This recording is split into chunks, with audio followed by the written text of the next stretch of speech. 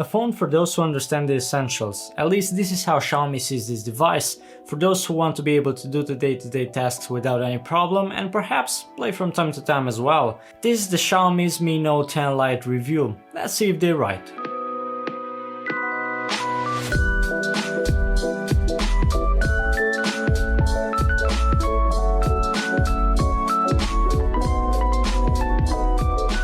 The design is very similar to the Mi Note 10, which is not a bad mirror to look into, as it has a very nice design and it even has some differences on the back that in my opinion even make it more beautiful than Mi Note 10. It comes in 3 colors, white, black and nebula purple, similar to what we've seen lately in Xiaomi, and my favorite as always is the black one. I don't know, I always see it as more elegant, more premium perhaps, but the other 2 colors are available as well if this is not your thing.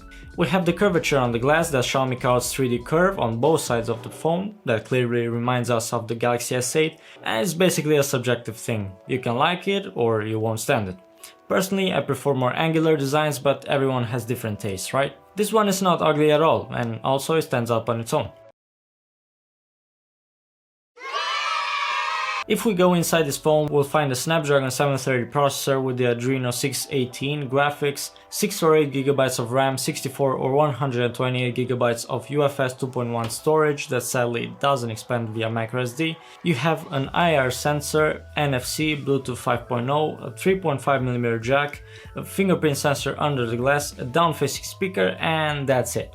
We'll see later how all these specs actually translate into the performance of the Mi Note 10 Lite. But for now we'll take a look at its display. We have an AMOLED 3D display that's not 3D, they just call it 3D for the curve it has, and it's a 6.47 inches display with Full HD Plus resolution of 2340 by 1080 and a 60Hz refresh rate. Sadly, they had to differentiate this model from all the pros Xiaomi has to offer, so we're stuck with the normal 60Hz display, not the 91, but even though it's not the latest of latest, it's not bad either.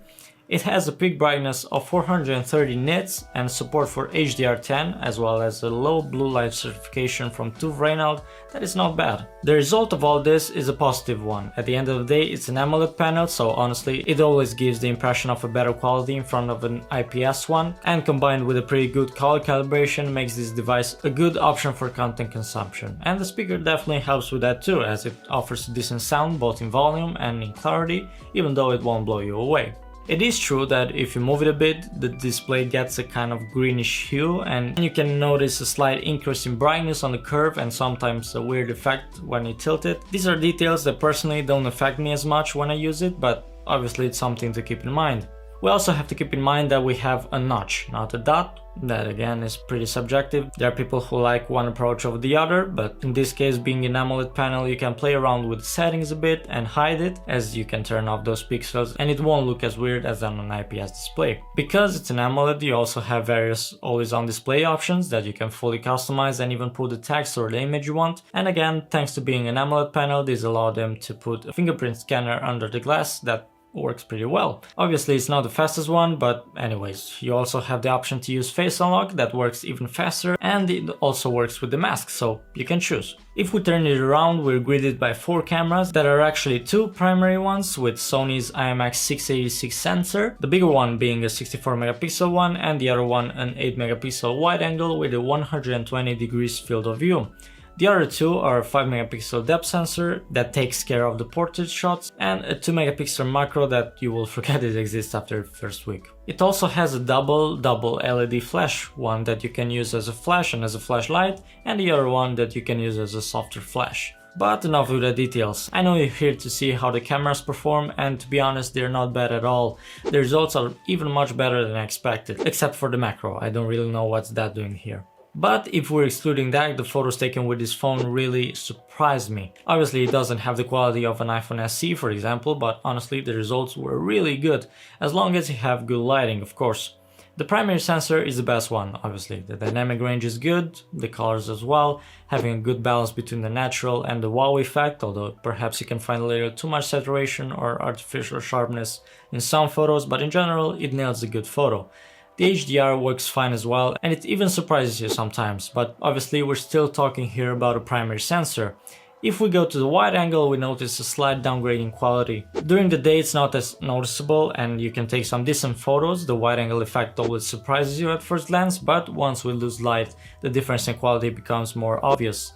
The wide angle sensor tries to compensate the exposure, increasing the sensitivity, so you end up with a pretty grainy photo. The primary sensor does a slightly better job in worse lighting conditions, although again it doesn't compare with our smartphones, but the results are decent within its range. The depth sensor alongside portrait mode offers some decent results as well, within its limits obviously. And the macro one, well, it's a 2 megapixel macro, so you can't really ask for much. In the notch we have the front facing camera with a 16 megapixel sensor that gives us some good selfies with good colors, decent dynamic range and quite a bit of sharpness, although it can be a little too much for my taste. It's quite wide angle, something to appreciate, and being a Xiaomi you have all the beauty effects at your disposal that might be interesting for some people. When it comes to video recording, we have 4K at 30 FPS from the main back sensor. Sadly, the wide angle only shoots in 1080p, showing again its lower quality, and it doesn't support Full HD at 60 FPS either, so you only get 1080p in 30 FPS. The main sensor does record 4K at 30 FPS and 1080p up to 120 FPS, and I have to say it's quite good. The stabilization works surprisingly well without any crazy warps, the autofocus manages to do a good job as well, and you can say the same about the dynamic range and the colors as well.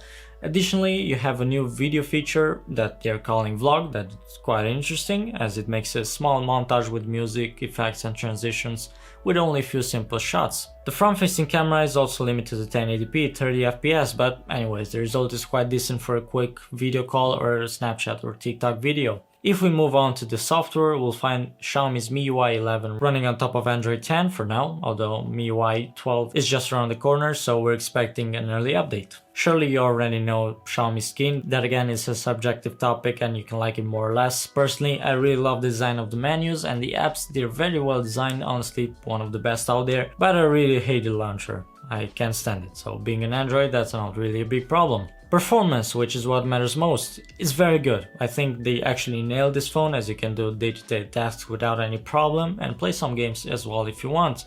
Most people won't need more than this, as you can literally do everything with it without long loading times, glitches or anything else. Even with more demanding games, the performance is quite good as well. Multitasking also works without a problem, you can use two apps at the same time, you can change between them quite fast, so for the processor it has, which is a mid-range one, the performance is quite good. Leaving the best for the end, let's talk about a battery. 5260 mAh battery. Now that's a battery. I never had any problem getting to the end of the day, and if you're not so much of a power user, you can even squeeze 2 days out of this phone. Honestly, it's really great when you don't have to care at all about a battery and you can use the phone when and how you want it. And when you do run out of juice, you have 30-watt quick charging, and the quick charger is actually included in the box, which is not as usual at this price. So you're covered. You can charge it from 0 to 100 in only 64 minutes, so you won't have any problem here. Summing up, we have a beautiful design, a good display with its small details, but which offers some good results, a good main camera, the other ones are there as well if you want to use them, a good software with very good performance within its range, and a massive battery for 2 days with quick charging. The whole package isn't bad at all, but obviously the price will decide if this is recommended for or not. 369 euros is what Xiaomi asked for this one, the 6GB of RAM version with 64GB of storage, which is the exact model I've just reviewed here. The 128GB version would set you up for 395 euros here in Spain, and honestly for that price it's not as easy to recommend this phone. It's very beautiful and very good, and if you decide to buy it you won't be sorry, but the thing is that Xiaomi already offers other phones with similar specs, with even the same processor or the same RAM or even more storage at a smaller price, just because they've been on the market for a few months now, like the Mi 9T, which is the one I'd recommend the most, or the Note 9S around 250 euros, which makes it not as easy to recommend this phone. Lately, it seems like Xiaomi turned into the new Samsung, delivering a galaxy of phones, updating them after a few months, and it can really be confusing choosing from all of them now.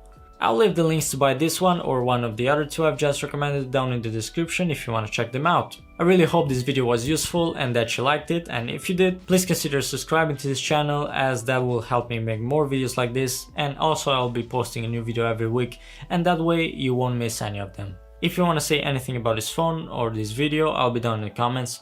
Thank you for watching now, and I'll see you next time. Take care.